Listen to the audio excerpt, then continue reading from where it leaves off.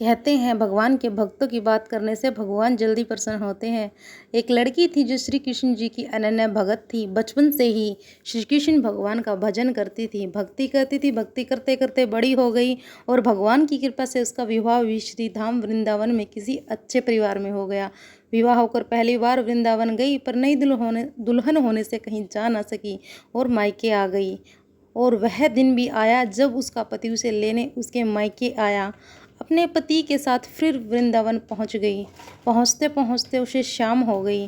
पति वृंदावन में यमुना किनारे रुक कर कहने लगा, देखो शाम का समय है, मैं यमुना जी में स्नान करके अभी आता हूँ। तुम इस पेड़ के नीचे बैठ जाओ और सामान की देख रेख करना, मैं थोड़े ही समय में आ जाऊँगा। यहीं सामने ही हूँ, कुछ लगे तो मुझे आवाज़ दे देना। इतना कहकर पति चला गया और वह लड़की बैठ गई। अब एक हाथ लंबा घूंघट निकाल रखा है, क्योंकि गांव है, ससुराल है, और वहीं बैठ गई। मन ही मन विचार करने लगी कि देखो ठाकुर जी की कितनी कृपा है। उन्हें मैंने बचपन से भजा और उनकी कृपा से मेरा विवाह भी श्री श्याम धाम वृंदावन में हो गया। मैं इतने वर्षों से ठाकुर जी को मानती हूँ, परंतु अब तक उनसे कोई रिश्ता नहीं जोड़ा।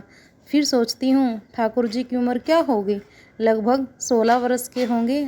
मेरे पति 20 वर्ष के हैं, उनसे थोड़े से ही छोटे हैं। इसलिए मेरे पति के छोटे भाई की तरह हुए और मेरे देवर की तरह। तो आज से ठाकुर जी मेरे देवर हुए। अब तो ठाकुर जी से नया संबंध जोड़कर बड़ी प्रसन्न हुई और मन ही मन ठाकुर जी से कहने लगी, देखो ठाकुर जी, आज से मैं तुम्हारी भाभी तो और तुम मेरे देवर हो गए। अब वो समय आएगा जब तुम मुझे भाभी भाभी कहकर पुकारोगे। इतना सोच ही रही थी कि तभी एक 10-15 वर्ष का बालक आया और इस लड़की से बोला, भाभी भाभी। लड़की अचानक अपने भाव से ऊपर बाहर आई। सोचने लगी, वृंदावन में मैं तो नई हूँ, ये भाभी कहकर कौन बुला रहा है। नई थी इसलिए घूंघट उठाकर नहीं देखा कि गांव के किसी बड़े बूढ़े ने देख लिया तो बड़ी बदनामी होगी। अब वह बालक बार बार कहता, पर वह उत्तर न देती। बालक पास आया और बोला, भाभी तनिक अपना चेहरा तो दिखाई दे। अब वह सोचने लगी, अरे ये बालक तो बड़ी जिद कर रहा है, इसलिए कस के घूंघट पकड़कर बैठ गई कि कहीं घूंघट उठाकर देख न ले। लेकिन उस बालक ने जबरदस्ती घूंघट उठाकर चेहरा देखा और भाग गया। थोड़ी देर में उसका पति आ गया। उसने सारी बात अपने पति से कही। पति ने कहा, तुमने मुझे आवाज़ क्यों नहीं दी। लड़की बोली, वह तो इतने में भाग ही गया था।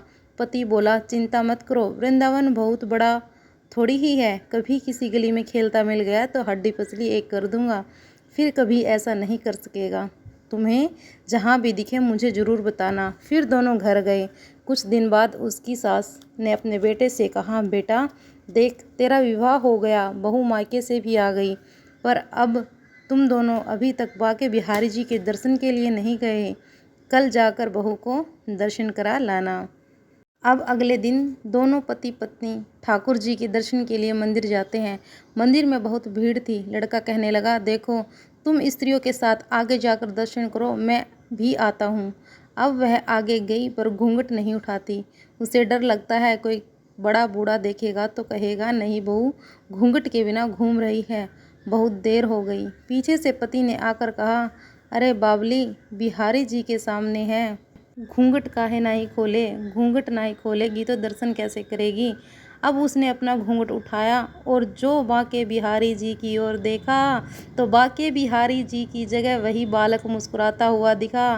तो एकदम से चिल्लाने लगी, सुनिए जल्दी आओ जल्दी आओ। पति पीछे से भागा भागा आया। बोला, क्या हुआ। लड़की बोली, उस दिन जो मुझे भाभी भाभी कहकर भागा था वह बालक मिल गया है। पति ने कहा, कहाँ है, अभी उसे देखता हूँ। तो ठाकुर जी की ओर इशारा करके बोली, ये रहा, आपके सामने ही तो है। उसके पति ने जो देखा वह अवाक रह गया और बोला, तुम धन्य हो।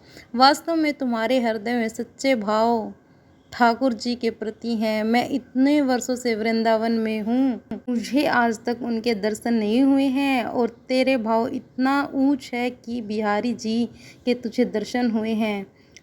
तो देखिए, बिहारी जी को अगर सच्चे मन से याद करते हैं तो बिहारी जी दौड़े चले आते हैं। तो बोलिए, बाके बिहारी लाल की जय हो।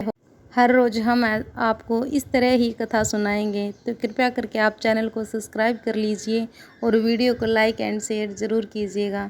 आपका बहुत बहुत धन्यवाद यह कथा सुनने के लिए। एक बार फिर से बांके बिहारी लाल की जय हो।